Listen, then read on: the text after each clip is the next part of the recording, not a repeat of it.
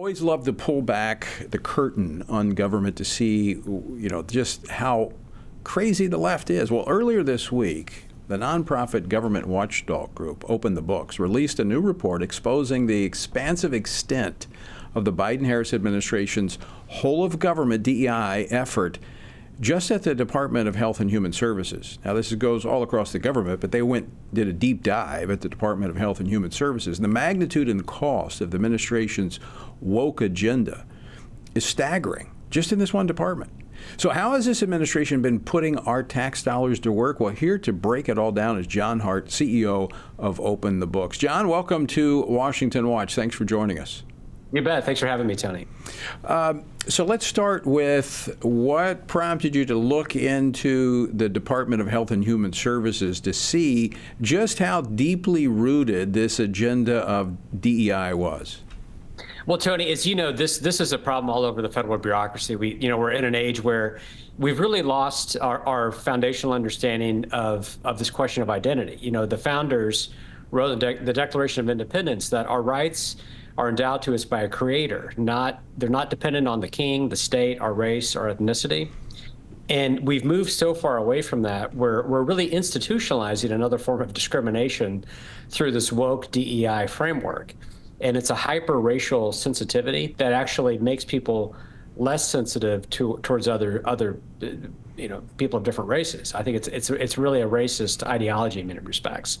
So what we found at HHS is that there are 294 employees just at HHS focused on advancing this DEI agenda. Wait a minute. Almost $40 million. That's their sole focus is 294 employees just to advance DEI. Right. Again, this hyper-racial focus that has nothing to do with health. And when you step back and think about, it's worth looking at. I'm glad, Elon Musk and Vivek and President Trump are working together with this Department of Government Efficiency, because we need to look at every agency at every level and ask, are these programs advancing the central mission of the agency? And does the agency's mission even make sense? And so HHS really ought to be focused on things like improving health outcomes. There's a research component, and it's worth asking are the dollars we're spending on DEI employees doing anything to help healthcare help make healthcare more affordable or accessible or transparent to low-income Americans? And I think the answer to that's probably no. It doesn't advance that primary focus. But John, that's not all that you found. I mean, you also found that over at HHS there are employees that are focused just on the health equity. That's right. And that's another $30 million a year just in the salaries alone. I mean, what is health equity? Don't we want everyone to have health? Of course, yeah. Well, again, it's $30 million on health equity. And again, it gets to this really just this kind of perversion of what the founders' vision of identity is that our identity doesn't come from our race. It comes from natural law or nature's God. That's what America was built on, this concept. And so when you add on these other identities and these sort of equity concepts, you're not actually advancing people's human dignity. And the way I think of it is every human being has worth and dignity by being a child of God. So there are no amount of acronyms, of plus symbols, of letters you can add to a human being that gives them more dignity. And so, in fact, every acronym could be a subtraction because it takes us away from the value that we all have as children of God. Well, and that ideology is just so pervasive throughout the federal government. It also takes us away from even our nation's motto of out of the many one. We're separating, dividing America through these identity politics. And I think this last election shows us that a majority of Americans want to move away from this. That's right. And that's a fundamental teaching that Jesus, in Christ, there's no Jew or Gentile. And we're making our culture so hyper-focused on that.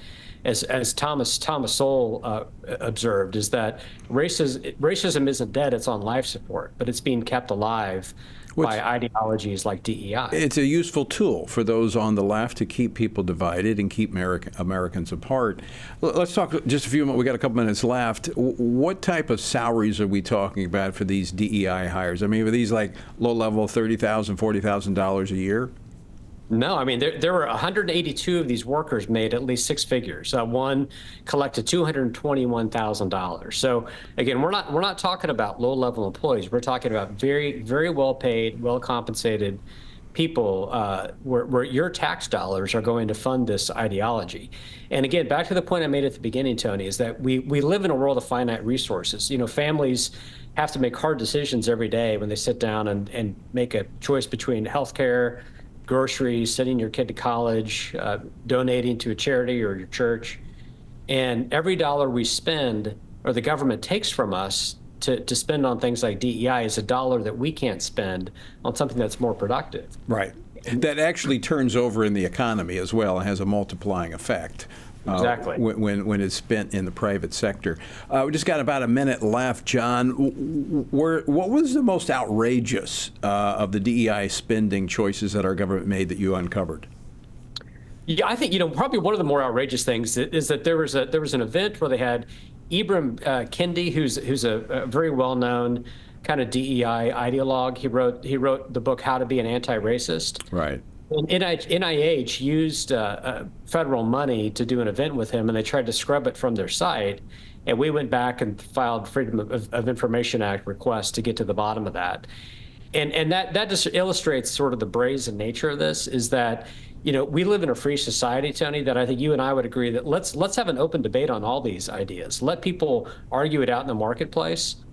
But we don't need to be spending federal funds advancing one ideology over another, particularly when, again, all the money we spend on this Ibram Kendi seminar is a dollar that it can't be used to fight cancer, or can't be used to go after heart disease and all the other things that are just common sense priorities of any which goes back to what you said earlier, the core mission of the agency, which is what our government should be doing. John Hart, thank you so much for joining us. Great to talk with you today.